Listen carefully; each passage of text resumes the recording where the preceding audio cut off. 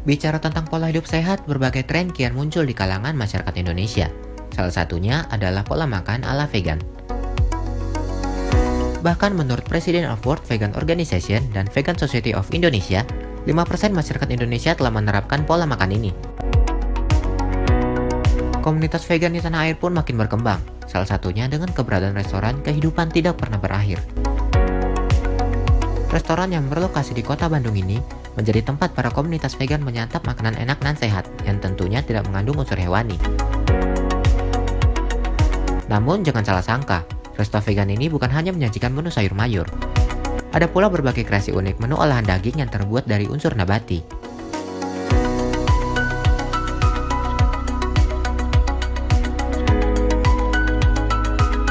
Saya pun ingin mengobati rasa penasaran dengan mengunjungi restoran ini.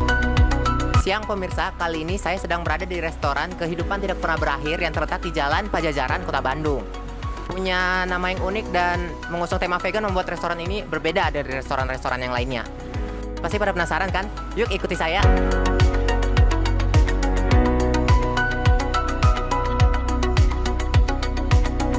Nah, sekarang saya bakal coba makanannya. Yuk. Jadi bedanya sate ini tuh bukan dari daging, satenya itu terbuat dari bahan apa tadi? Kacang kedelai.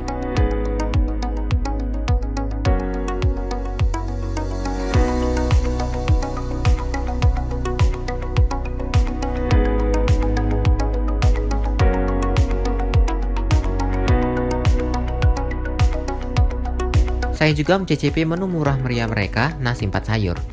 Sementara untuk lauknya, saya memesan 3 jenis kreasi daging ala vegan. Nah, gak usah lama-lama lagi, langsung aja yuk kita coba.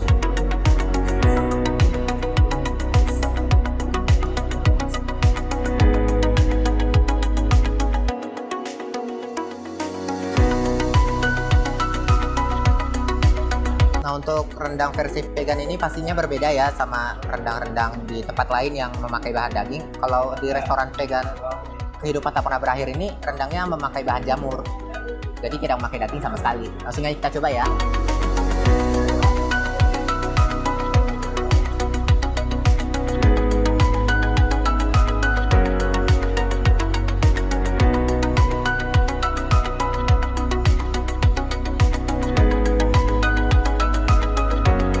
Meski mengusung tema vegan, KTPB juga mengundang ketertarikan dari masyarakat luas yang bukan atau belum menjalani pola makan vegan. Tahu restoran ini dari mana? Dari teman saya, namanya Sandra.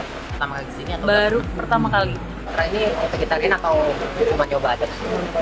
Buat bukan vegetarian. Kan tertarik gak jadi vegetarian karena lihat teman-teman. Mungkin. Setelah puas berkeliling dan menyantap menu-menu di sana, saya justru makin penasaran dengan asal mula konsep unik yang diusung Resto Kehidupan Tidak Pernah Berakhir. Saya pun berkesempatan untuk bercakap santai dengan owner representatif Resto KTPB, Andreas Wandi.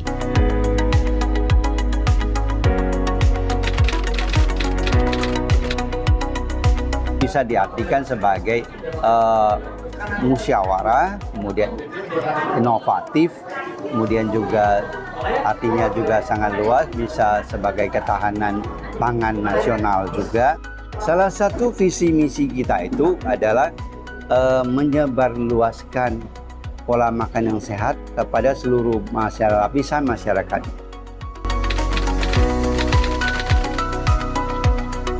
Dan tahun 2019 dari Januari sampai Juli kita sudah mensosialisasikan. Kita undang pejabat pemerintahan juga, kelurahan, kecamatan, kemudian sekolah-sekolah, perguruan tinggi, bahkan rumah sakit kita undang.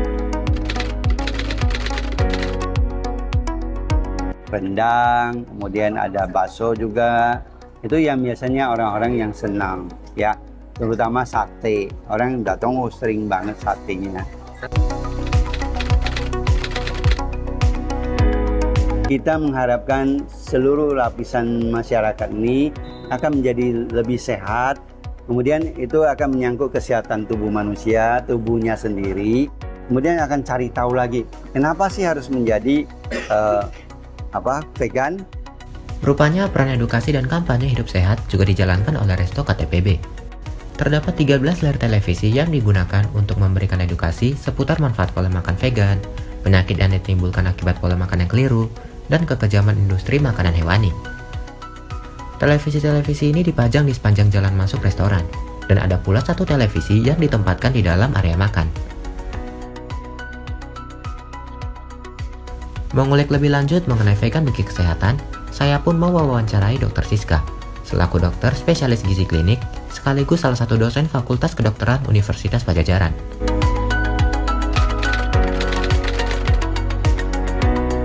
Kalau kelebihannya dari vegan karena memang dia akan lebih banyak asupan dari serat, asupan dari bahan makanan sumber vitamin, mineral yang ada di sayuran dan buah-buahan, gitu ya. Setidaknya karena itu memang riset-risetnya juga ada nih menunjukkan bahwa dia bisa menghindari juga untuk ke arah hiperkolesterol, hipertensi, ataupun juga untuk pencegahan terkait dengan penyakit jantung, diabetes, kanker juga gitu.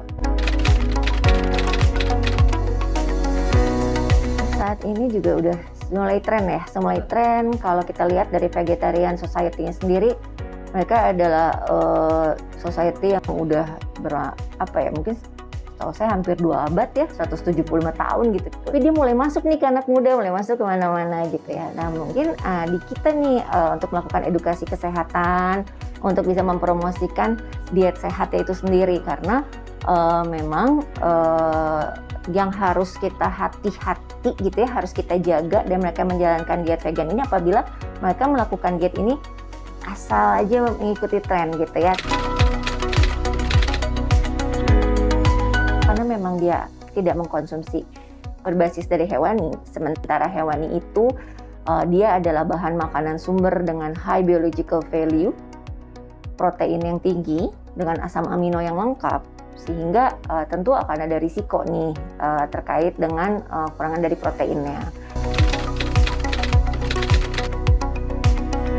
Nah, biasanya kita lakukan suplementasi protein. Kalau kita lihat dari sisi protein aja dulu, gitu. Suplementasi protein. Contoh ya, jadi misalnya nih dia mau mengkonsumsi bahan makanan yang sumbernya adalah karbohidrat pepadian, misalnya gitu ya.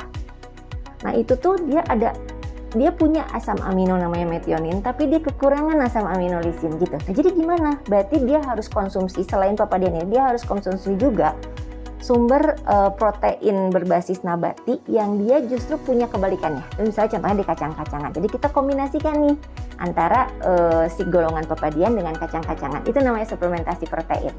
Pastikan bahwa dia tetap mengkonsumsi nutrisinya itu secara lengkap, secara seimbang. Menurut Dr. Siska, gaya hidup sehat dengan menerapkan pola makan vegan perlu diiringi dengan rekomendasi dokter mengenai kebutuhan gizi tiap-tiap orang. Resto Kehidupan Tidak Pernah Berakhir dapat menjadi opsi kuliner Anda ketika berkunjung ke Kota Bandung. Vegan ataupun bukan, makan makanan sehat perlu untuk dibiasakan. Tim Liputan Ketik Unpad, Bandung, Jawa Barat.